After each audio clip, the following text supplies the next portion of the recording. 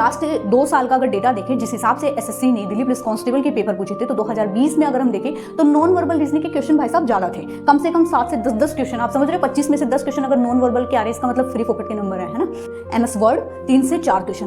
उसके अलावा जो कंप्यूटर है उसके और क्वेश्चन कहां से बनते हैं? ईमेल से बनते हैं, वेब ब्राउजर से बनते हैं, कंप्यूटर शब्दावली से बनते हैं, शॉर्टकट की से बनते हैं। ठीक है, इस वीडियो में हम बात करने वाले हैं इस 10-12 दिन में हमें आपको कैसे प्रिपेयर करना है ताकि आपको वर्दी वाला ये जो सपना है वो आप अपने आप में पूरा कर पाओ। So hello everyone, what's going on. जब से आपके एग्जाम की डेट अनाउंस हो गई है, काफ़ी सारे स्टूडेंट परेशान हो रहे हैं और आपकी परेशानी मैं समझ सकती हूँ, क्योंकि एकदम से आपके एग्जाम की डेट का आ जाना, जो चीज़ आपने सोच भी नहीं रखी थी वो एकदम से होना, उसे एक्सेप्ट करना बड़ी बात है। सो आज की इस वीडियो में मैं आपसे डिस्कस करने वाली हूँ कि आपको अपनी इस एग्ज़ाम में कैसे अच्छे स्कोर गेन करने हैं। इन बचे हुए 10 से 12 दिन में कैसे अपनी एक प्रॉपर स्ट्रेटजी फॉलो करनी है ताकि आप सिविलियन से पुलिस पर्सनल बनने तक का सफ़र कंप्लीट कर पाओ। Okay, so without any delay let get start. इस वीडियो में हम बात करने वाले हैं इस 10-12 दिन में हमें आपको कैसे प्रिपेयर करना है ताकि आपको वर्दी वाला ये जो सपना है वो आप अपने आप में पूरा कर पाओ। तो देखो, सबसे पहली बात तो ये, जैसे ही एग्जाम की डेट आए हैं बहुत सारे स्टूडेंट पैनिक हो गए। तो सबसे पहले आपको ये बात ध्यान रखनी है कि आपको पैनिक बिल्कुल भी नहीं होना है, क्योंकि ये डेट चाहे मैं हूँ, आप हो या कोई भी स्टूडेंट हो, सबके लिए ही एकदम से आने वाली बात है। ठीक है, अब तक आपने क्या पढ़ा, क्या नहीं पढ़ा, क्या छोड़ा, डजेंट मैटर।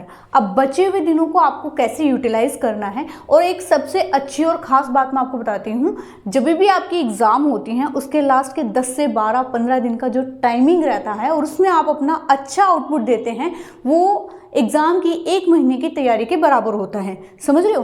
इन 10-12 दिनों में आपको कैसे प्रिपरेशन करनी है उस पर हम डिस्कस करते हैं। बेसिकली मैं आपको समझाना यही चाह रही हूँ कि इन 10-12 दिनों में सबसे पहले तो अपने आप को काम डाउन रखना है, पैनिक नहीं होना है। डेट आ गई है, ओके, एग्ज़ाम तो देना ही ना, आज नहीं तो कल एग्ज़ाम तो देना ही था। तो अब जब आपकी डेट आ गई है तो इन दिनों में आपको सबसे पहले कोई भी नया टॉपिक नहीं पढ़ना है। एकदम से घबराहट नहीं करनी है कि यार मेरा सिलेबस कंप्लीट हुआ नहीं हुआ। जब आप एग्जामिनेशन हॉल में बैठेंगे ना, तो उस टाइम में आपके माइंड में ये चीज़ होनी चाहिए कि हाँ, मुझे जितना आता है उतना किसी को भी नहीं आता, मैं अपने आप में बेस्ट हूँ और अपना बेस्ट आउटपुट दूंगा। उस हिसाब से आपको एग्जामिनेशन हॉल में अपनी मेंटेलिटी रखनी है। ठीक है, समझ रहे हो? अब इन बचे हुए दिनों में सबसे पहले जो मैंने आपको सिलेबस बताया था, क्योंकि सिलेबस आपका 100% कभी भी कंप्लीट नहीं हुआ और हुआ भी नहीं होगा, 60 to 70% ही बच्चों का सिलेबस कंप्लीट हुआ होगा, मैंने 60 to 70% हुआ होगा। अब जो टॉपिक मैंने आपको सिलेबस वाइज बताए थे उनमें से जो नहीं हुए हैं और जो एग्जाम की पॉइंट ऑफ व्यू से इंपॉर्टेंट है, उनको सरसरी निगाहों से देख लो। ठीक है, बहुत ज़्यादा किसी टॉपिक या किसी सब्जेक्ट के लिए पैनिक होने की ज़रूरत नहीं है। जो आपका बेसिक स्टार्टिंग से कंप्लीट होता आ रहा है या हो रहा होगा वही अब आगे चलेगा। इन बचे हुए दिनों में आपको सबसे ज़्यादा ज़रूरी होता है कि आपने जो अभी तक पढ़ा उसको आप रिवाइज करो और उसके साथ ही साथ आप मॉक दो। और मॉक देने का मतलब ये नहीं है कि आपको डेली बेसिस पे दिन के 4-5 मॉक दे रहे हो भाई और उसको मार्क्स को देख के पैनिक हो रहे हो। नहीं, मॉक देने का मीन्स ये है कि आप अपने आप में ऐसे प्रिपेयर रहिए कि मैं एग्जामिनेशन हॉल में बैठा हूँ और इस टाइम मुझे कैसा इसमें आउटपुट देना है। फुल मॉक मत दो। फुल मॉक आप एक पूरे वीक में 1 दे सकते हैं, 2 दे सकते हैं। बाकी आप कोशिश करो कि आप सेक्शनल मॉक दो। और सेक्शनल मॉक भी आपको जो आपके स्कोरिंग सब्जेक्ट है लाइक रीजनिंग और मैथ, इनके देने हैं। ठीक है, क्योंकि देखो जीके की तो हम कोई भी हाथ पैर की बात नहीं हो सकती कि मैं आपको ये कह ही दूं कि जीके के आप ज़्यादा से ज़्यादा मॉक दोगे तो आपके नंबर अच्छे आएंगे। जीके तो हर बार ही चेंज होता है कि एग्जामिनर क्या उस टाइम मेंटेलिटी रखता है कि मेरे को करंट का वेटेज ज़्यादा रखना है या मेरे को स्टैटिक का वेटेज ज़्यादा रखना है। समझ रहे हो? बाकी हाल फिलहाल में जो नया पैटर्न है इडिक्विटी का, उसके हिसाब से भी मैं आपको बता दूंगी कि कैसे आपको प्रिपेयर करना है। समझ रहे हो? अब मैं आपको जो आपके 4 सब्जेक्ट रहते हैं उसके बारे में डिस्कस करने वाली हूँ। तो देखो, सबसे पहले आप हमेशा कोशिश कीजिएगा आप इजी से टफ वे में जाए। लाइक आपका जो 100 नंबर का जो डिस्ट्रीब्यूशन है उसमें सबसे ज़्यादा स्कोर आपके जीके के हैं, फिर रीजनिंग के हैं 25 के, फिर मैथ्स के हैं 15 और सबसे कम स्कोर का सब्जेक्ट है आपका कंप्यूटर। तो आप कोशिश करना कि इन दिनों में कंप्यूटर से लेकर जीके तक को आप अच्छे से कवर कर पाओ। ठीक है, पूरा 100% नहीं कवर कर पाओगे, पर एक एक जो टॉपिक इंपॉर्टेंट है उनको टच जरूर कर लेना। लाइक आप कंप्यूटर का जो टॉपिक है, जैसे कंप्यूटर का 10 नंबर का डिस्ट्रीब्यूशन मैं आपको समझाने की कोशिश करती हूँ। इसमें बेसिकली जो 10 नंबर 3 भाग में डिवाइड है, जिसमें आपका MS एक्सेल जिसके 3 से 4 क्वेश्चन, MS वर्ड 3 से 4 क्वेश्चन, उसके अलावा जो कंप्यूटर है उसके और क्वेश्चन कहाँ से बनते हैं, ईमेल से बनते हैं, वेब ब्राउज़र से बनते हैं, कंप्यूटर शब्दावली से बनते हैं, शॉर्टकट की से बनते हैं। ठीक है, तो ये सारी चीज़ें आपको कंप्यूटर में देख कर जानी है। बेसिकली मैं आपको बताती हूँ, कंप्यूटर के 10 नंबर में से 6 से 7 नंबर का MS एक्सेल और MS वर्ड आता है। तो MS एक्सेल और वर्ड की आप लॉन्ग वीडियो है, शिवम सर ने प्रोवाइड करवा रखी है, तो भाई वो अपनी देख लेना। ठीक है, अच्छे से आप ये 2 वीडियो देखना। उसके अलावा जो मैंने आपको बताया कंप्यूटर शब्दावली, शॉर्टकट की भी एक वीडियो उन्होंने डाल रखी है, वो आप देख कर जाना। ठीक है, एक साथ 2 घंटे की वीडियो नहीं होगी, आधे घंटे की एक बार करना, गैप लेके फिर आधा घंटा, फिर आधा घंटा, फिर आधा घंटा, ऐसे सेक्शन में डिवाइड करके उस वीडियो को कंप्लीट करना। इसके बाद में आपका दूसरा सब्जेक्ट है मैथ्स, यानी कि 10 नंबर का आपका कंप्यूटर हो गया। उसके बाद में हम बढ़ते हुए क्रम में ले तो 15 नंबर का आपका मैथ्स हो गया। अब मैथ्स को कैसे प्रिपेयर करना है वो मैं आपको समझा देती हूँ। देखो बेसिकली मैथ्स जो है वो 2 भाग में आनी होती है, जिसमें आपका बेसिक अर्थमेटिक मैथ होती है और उसके अलावा एडवांस मैथ होती है। दिल्ली पुलिस कांस्टेबल के पॉइंट ऑफ व्यू से देखें तो इसमें अर्थमेटिक मैथ्स का वेटेज ज़्यादा है, और एडवांस मैथ की अगर हम बात करते हैं तो केवल और केवल एक ही टॉपिक है इसमें आपका मेंशुरेशन, जिसमें 2D या 3D में से एक क्वेश्चन आपको ऑप्शनल मिलेगा। या तो एग्जामिनर आपसे 2D का कोई क्वेश्चन पूछ ले जो डायरेक्ट फॉर्मूला बेस हो, या फिर आपको एग्जामिनर 3D का क्वेश्चन पूछ ले जो भी डायरेक्ट फॉर्मूला बेस हो सकता है। तो बेसिकली अगर हम बात करते हैं तो मैथ्स का इसमें केवल और केवल अर्थमेटिक का पोर्शन ज़्यादा है। अब अर्थमेटिक में कौन कौन से टॉपिक पर ज़्यादा ध्यान देने की ज़रूरत है उसको मैं आपको बताती हूँ। देखो सबसे पहले आपको नंबर सिस्टम अच्छे से कर जाना है। ठीक है, नंबर सिस्टम में जैसे भाज्य संख्या, अभाज्य संख्या, सहभाज्य संख्या, ठीक है, और ये सारी चीज़ें आपको देख कर जानी, मतलब इनको हो सकता है जैसे पैटर्न चेंज हुआ है तो इनका थ्योरेटिकल क्वेश्चन बन जाए, क्योंकि मैंने आपको बताया है जैसे ही नया एडुकेटिव पैटर्न आया है इन्होंने चीज़ों को यानी क्वेश्चन को लेंदी बनाने की कोशिश करी है।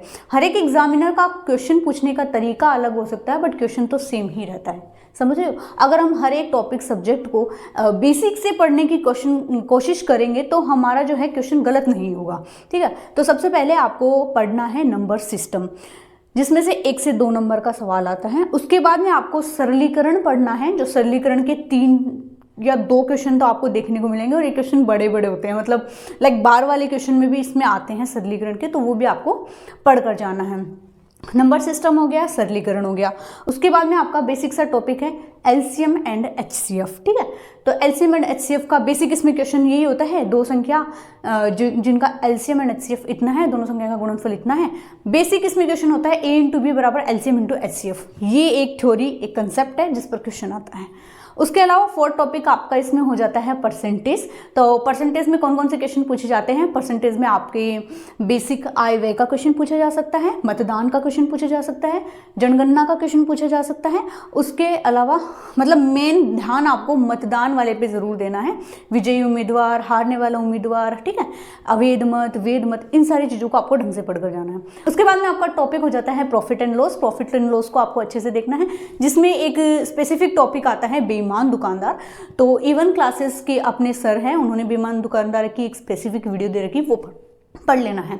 उसके अलावा आपका औसत रहता है। औसत में 2 टाइप के क्वेश्चन बनते हैं, एक तो पारी वाले क्वेश्चन, उसके अलावा वजन वाले क्वेश्चन।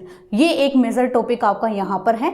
आपके एग्जाम का लेवल अगर इजी रहता है तो साधारण ब्याज से प्रश्न पूछा जाता है, अगर इजी टू मॉडरेट रहता है तो चक्रवर्ती ब्याज से आपका क्वेश्चन पूछा जाएगा। तो बेसिकली यही आपके मैथ्स में टॉपिक थे। बहुत ज़्यादा मैथ्स आपकी है नहीं, क्योंकि 15 नंबर की मैथ्स है, तो हो सकता है एक टॉपिक से 2-3 क्वेश्चन पूछे जाए, बाकी मैंने बताया एक एक क्वेश्चन की ही यहाँ पर संभावना हो सकती है। तो इस हिसाब से आपको मैथ्स प्रिपेयर कर लेनी है। अब 3rd इसमें आपका सब्जेक्ट रह गया रीजनिंग। 10 नंबर कवर कर लिए, 15 नंबर कवर कर लिए, अब चलते हैं 25 नंबर की ओर। 3rd इसमें आपका सब्जेक्ट रहता है रीजनिंग, जो कि 25 नंबर का है। रीजनिंग आगे जाके 2 भाग में डिवाइड होगी, verbal reasoning and non verbal reasoning. Like हम लास्ट 2 साल का अगर डेटा देखें, जिस हिसाब से एसएससी ने दिल्ली पुलिस कांस्टेबल के पेपर पूछे थे, तो 2020 में अगर हम देखें तो नॉन वर्बल रीजनिंग के क्वेश्चन भाई साहब ज़्यादा थे, कम से कम 7 से 10 क्वेश्चन। आप समझ रहे हो, 25 में से 10 क्वेश्चन अगर नॉन वर्बल के आ रहे हैं, इसका मतलब फ्री फोकट के नंबर है। है ना। और 2022 की भर्ती की मैं बात करूँ और लास्ट 24 की भर्ती की अगर मैं बात करती हूँ तो उसमें भी नॉन वर्बल के क्वेश्चंस थोड़े से ज़्यादा थे। अब जैसे ये एडुकेटिव पैटर्न आया है तो हो सकता है इनके क्वेश्चन पूछने का तरीका अलग हो जाए, जिसमें ज़्यादा से ज़्यादा ध्यान दिया जा रहा है क्वेश्चन को स्टेटमेंट बेस बनाने वाला, यानी थ्योरेटिकल पोर्शन वाला। अब आपको क्या करना है इसमें, बेसिकली नॉन वर्बल पार्ट तो आप आसानी से कर लेंगे, डजेंट मैटर। वर्बल रीजनिंग है, उसमें आपको कौन कौन से टॉपिक पर ध्यान देना है, सीरीज को अच्छे से करके जाना है। उसके अलावा आपको कोडिंग डिकोडिंग अच्छे से करके जानी है। उसके अलावा अल्फ़ाबेटिक सीरीज, नंबर सीरीज जो सीरीज में ही आ जाता है। देन हम बात करते हैं मैट्रिक्स आपको देखकर जानी है। उसके अलावा चाइनीज़ कोडिंग जो ब्लड रिलेशन में आती हैं वो अच्छे से करके जानी है। फाइंड आउट वर्ड आउट आपको करके जाना है। उसके अलावा मैं अगर बात करती हूँ तो मिसलिनियस के क्वेश्चन जरूर देखकर जाना। जो क्वेश्चन आपसे नहीं बन रहे हैं, ठीक है, वो सबसे ही नहीं बनेंगे, क्योंकि हर एक क्वेश्चन को आपको ईगो पर नहीं लेकर जाना है। नया जो पैटर्न है वो कोशिश कर रहा है कि क्वेश्चन को ऐसे उलझाया जाए कि आदमी असमंजस की स्थिति में हो जाए कि ऐसे में किस प्रश्न का ऐसे में किस विकल्प का सही चयन करना है। तो रीजनिंग को आपको ईगो पर नहीं लेना है भाई, 25 में से 22-23 नंबर आ रहे, मोर देन इनफ है, ठीक है, ऐसे आपको कर लेना है। और रीजनिंग के लिए फिलहाल क्या करना है, सेक्शनल टेस्ट देना है, क्योंकि हर एक सब्जेक्ट में इम्प्रूवमेंट केवल और केवल सेक्शनल टेस्ट से होता है।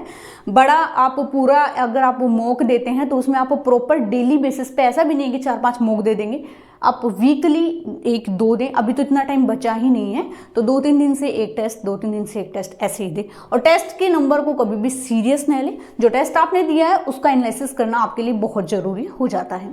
लास्ट इसमें आपका सब्जेक्ट रहता है जीके। तो देखो जीके के बारे में कुछ भी नहीं कहा जा सकता, बट मोटा मोटा मैं आपको बताने की कोशिश कर रही हूँ क्या करना है। जीके में आपको करंट अफेयर जो है वो कितना प्रिपेयर करना है। करंट अफेयर बेसिकली 2024-25 का जो सेशन था उसमें क्या पूछा गया है। एग्जामिनर का मूड है तो उन्होंने हाल फिलहाल का करंट पूछ लिया। एग्जामिनर का मूड है तो 2 साल पुराना भी, जो उनकी तरफ से करंट है बट हमारी तरफ से तो नहीं है। तो आपको क्या करना है, एटलीस्ट 11 महीने का करंट अफेयर प्रिपेयर कर लेना है अपने आप में। कैसे कर सकते हो आप, मंथली बुक जो आती है क्रोनोलॉजी या फिर स्पीडी, जो भी आपके पास अवेलेबल है उससे पढ़ लो, ठीक है। उसके अलावा आपको लग रहा है कि कोई करंट अफेयर की मैराथन करवा रहे हैं टीचर, अच्छा जो भी आपको लगता है, आपने रसगुल्ले वाले सर हैं, ठीक है, तो ऐसा कोई टीचर है जो आपको 6-6 महीने की करंट करवा रहा है तो 2x पे देख कर अपनी वीडियो कंप्लीट कर लो, ठीक है। ऐसे आपको अपना करंट अफेयर प्रिपेयर कर लो। उसके बाद में साइंस में बायोलॉजी पे थोड़ा सा आपको ध्यान देने की ज़रूरत है, जो कि मानव शरीर से होने वाले रोग, विटामिन की कमी से होने वाले रोग, है ना, ये सब चीज़ें। और कुछ बायोलॉजी के टर्म में जैसे विली विली किसे कहते हैं, छोटी आंत की कुछ जो संरचना होती है उसको विली विली कहते हैं। ऐसी कुछ चीज़ें जो स्पेसिफिक ऐसा लगता है कि इसको पढ़ने की ज़रूरत है वो। उसके अलावा पादप जगत का वर्गीकरण और मानव जगत का वर्गीकरण ये जरूर देख कर जाना, ठीक है। नेक्स्ट हम बात करते हैं बाकी सब्जेक्ट की। तो बाकी सब्जेक्ट में अभी तक जैसे आपने नोट्स बना रखे हैं उनको बस पढ़ना है, रिवाइज करना है।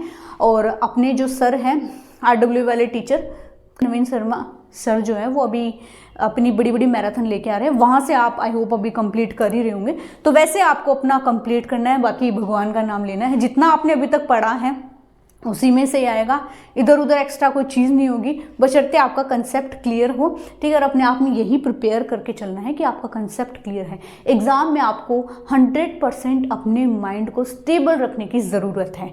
वहाँ जाने के बाद सब कुछ भूल जाइए, आपने क्या पढ़ा क्या नहीं पढ़ा, क्या छूट गया, ठीक है। जैसा भी पेपर आएगा हमेशा आपका जो पेपर का पैटर्न है वो इजी टू मॉडरेट ही रहेगा।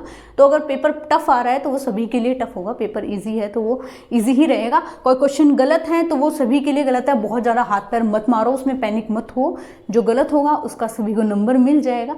पेपर जो है आपका थोड़ा लेंदी सेट होगा, हालांकि इसमें CPO के पेपर की तरह आपको सेक्शन नहीं दिए हैं, टाइम बाउंडेशन नहीं दिए हैं, 1.5 घंटा आपको दिया है, बढ़िया से घूम घमा के एक जो पेपर है आपका उसको 2 से 3 राउंड में सॉल्व करने की कोशिश कीजिएगा।